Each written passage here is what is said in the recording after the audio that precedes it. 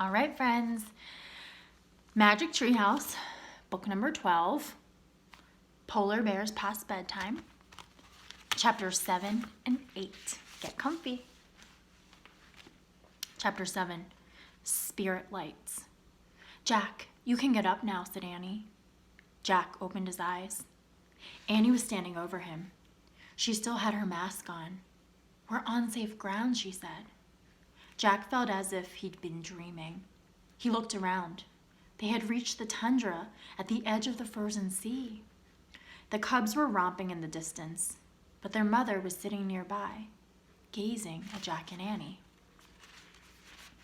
She waited to make sure we were safe, said Annie. Jack stared at the polar bear in awe. The words of the seal hunter came back to him. Always thank the animal spirits. We should thank the polar bear spirit now, he said. Of course, said Annie. Jack scrambled to his feet. Still wearing his bear mask, he stood before the polar bear and pressed his hands together. We thank you, he said, bowing. Yes, we thank you forever, said Annie, also bowing. We thank you beyond the moon and the stars, said Jack, and beyond the deepest sea, Annie added. Then she threw out her arms and twirled around. Jack did the same. They both danced around in the snow, honoring the bear. Finally, they stopped and bowed one last time. When they looked up, the polar bear rose up on her hind legs. She was twice as tall as Jack. She lowered her huge head as if she were bowing back at them. At that moment, the sky exploded. The night became a giant swirl of red, green, and purple lights. It looked like a genie coming out of a magic lamp. The sight took Jack's breath away. He stared in wonder as the dazzling lights hit the tundra. Is it the polar bear's spirit? Annie asked in a hushed voice. As far as Jack could see, the sky and snow shimmered. Even the bear's fur shimmered in the strange light. No, it's not a spirit, said Jack. There's got to be a scientific reason. I'll find out. Shaking, he reached into his backpack and pulled out the Arctic book. He took off his bear mask and put on his glasses. By the greenish glow, Jack found a picture of the skylights. The picture didn't come close to the real thing. He read aloud. One of the most amazing sights in the Arctic is the northern lights. The swirl of light is caused by electrically charged particles from the sun striking atoms and molecules in the Earth's atmosphere.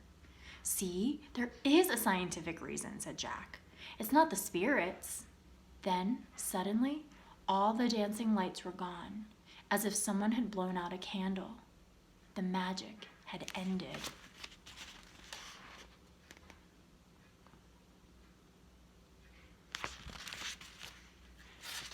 Chapter 8, Riddle Solved.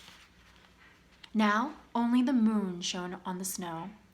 Jack looked around for the polar bear. She was gone. Where'd she go? Asked Annie. I don't know, said Jack. He looked over the tundra. There was no sign of the giant bear or her cubs. Maybe she's not interested in scientific reasons, Jack said. Annie sighed. She took off her bear mask and handed it to Jack. He put both their masks in his pack. Now what? Asked Annie. They looked around. The vast fields of snow ended in darkness. Jack had no idea where they were. He shrugged. I guess we just have to walk and hope for the best. Wait. Listen, said Annie. From the distance came growling sounds. They grew louder and louder. Yay! We don't have to wait long, said Annie. The huskies are coming. Howling filled the night as the dog sled came into view. The seal hunter was running beside it. We're here! Over here, called Jack. He ran toward the sled. Annie followed. I was afraid you were lost, said the seal hunter. We were, said Annie, and we got stuck on thin ice too. But a polar bear helped us. Yeah, said Jack, and we wore your masks and they made us feel like bears. Yeah, the masks made us brave, said Annie. She caught her breath. Oh man, wait, said Jack. Annie's words sounded familiar. He took out his notebook and read Morgan's riddle aloud. I cover what's real and hide what's true, but sometimes I bring out the courage in you. What am I? A mask, Jack and Annie said together. The seal hunter smiled. You knew, said Annie. It was for you to discover, said the seal hunter. Not me. Jack pulled the bear masks out of his backpack. Here, he said. Thanks a lot. The hunter took the masks and put them inside his parka. We can go home now, said Jack. Do you mind taking us back to the treehouse, said Annie. The seal hunter shook his head. Climb on, he said. Jack and Annie climbed onto the dog sled. Mush, said the seal hunter. Mush, said Annie. Mush, said Jack. Snow began to fall as they took off across the dark ice. That's the end of chapter 8. Next we will finish our book by reading chapters 9 and 10. Chapter 9 is called, Oh No, One More. Rest has begun.